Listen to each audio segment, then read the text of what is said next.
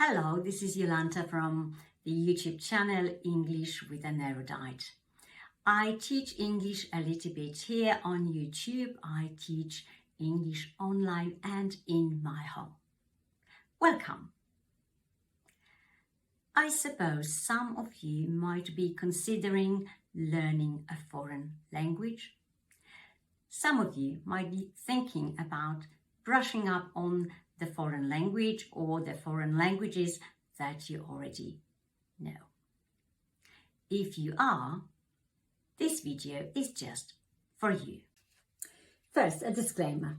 If you think that I'm going to fool you into thinking that you are going to learn a foreign language while sleeping, getting hypnotized, eating a certain kind of food, or using the one and only super effective method, I think it's time we change the channel. I'm holding some notes. I hope you don't mind, but I really don't want to forget what I have been planning to share with you for quite a while now. The question that I get asked quite often is, which age is the optimal age to start learning a foreign language? In my opinion, any age is the right age as long as you are motivated enough to start. I know there are theories which claim that once you are past adolescence, it is too late for you to learn a foreign language successfully. I completely disagree. Over the years, I have taught many adults, and those adults, at least most of them, were and are excellent students. Actually, the advantage that adult learners have over younger learners is that they have got lots of learning experience. They have done tons of homework in their life, most of them at least, and most of them have a much wider lexicon than younger students. And if your lexicon is quite extensive, you know a lot of words which come from Latin or Greek, for example.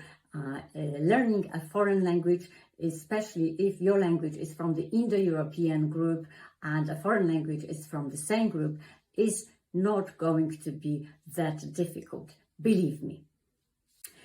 I've mentioned motivation. In my opinion, motivation is key, is absolutely crucial.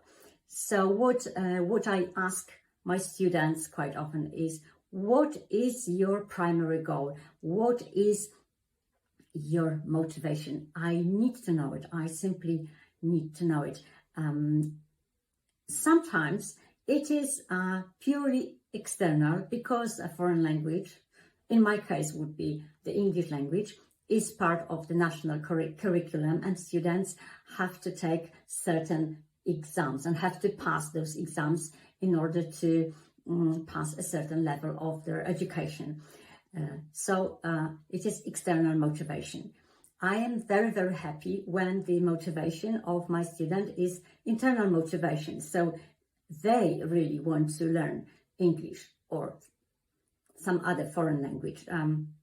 Sometimes it is more of the instrumental kind. For example, learning a language is a means to an end. For example, they want to integrate into the community which surrounds them, and they are passionate about the literature of that community, for example, or in a certain language, and they want to learn books in that language, not translations, or they want to get a better job, or they need to pass a foreign language exam in order to study abroad. Any motivation is good motivation. Very often it is a combination of external and internal motivation that pushes the student forward. A word of warning. At some point, you might experience something that is called the plateau effect or plateau phase. What does it mean? It means that one day you stop noticing any progress I'm afraid it is inevitable. It usually happens at the intermediate or advanced level, and students start thinking, I'm not learning anything anymore. And you know what? I keep telling my students, learning is a journey, and I'm a fellow traveler. In my opinion, I'm going to learn foreign languages until my dying day. This journey is never going to be completed. Another question that I get asked is individual tuition necessary? And being a private tutor myself, perhaps I should say, yes, it is. But I'll be honest with you, of course it isn't. And you don't need a private tutor to learn successfully. You need you need to be motivated. You need to know what your goal is. You can learn a language very well at school. You can learn at a language school. If you're extremely self-motivated, you can learn through self-study with the help of various resource materials, YouTube videos, course books, and so on. Of course, at some point, you might notice that you need interaction, that you need somebody who would correct your mistakes or just a little bit. So perhaps you might join a club, some foreign language club, or you might learn with a partner. A learning partner may not be able to correct you, but at least you are going to interact with that person, and interaction is extremely important. After all, you're not going to talk to yourself in the mirror, are you? If you decide to invest in private tuition, you might start wondering what makes a good teacher. Especially a good private teacher, a one-to-one teacher. I think that if you decide to work with a private tutor, look for a person who can understand your goals and who can identify with your goals, as well as with your hopes. So your goals and your hopes must be shared by your tutor. Your tutor also needs to understand your inhibitions or difficulties that you experience or might experience in certain areas of the language. Please try to find a teacher who is knowledgeable, who is inspiring, who is motivating, but who is also approachable and who you are going to like.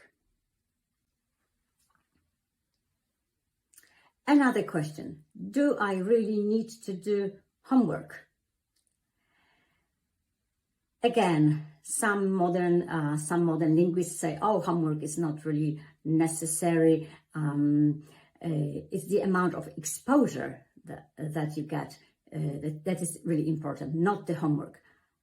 I disagree. I think homework is exposure and practice simply makes perfect. For example, if you want to become a ballerina, you need to practice a certain step 1,000 times or perhaps 5,000 times. And it is the same with a foreign language. Of course, there are various kinds of homework, such as written exercises, which you know from school, compositions, listening to podcasts, watching YouTube videos, or watching films with or without subtitles. But learning is a partnership between teachers and students, and I have to do my bit, and I have to set you homework, and you have to do yours, and you have to do the homework. If you don't, your progress is going to be much slower. You might even realize at some point that you are treading water, or you have been treading water for quite a while. So please do not believe anybody that you don't need to memorize anything. After all, you have memorized quite a lot of your mother tongue, haven't you? I hope that you have found my video inspiring and thought-provoking. Thank you for watching. Bye bye.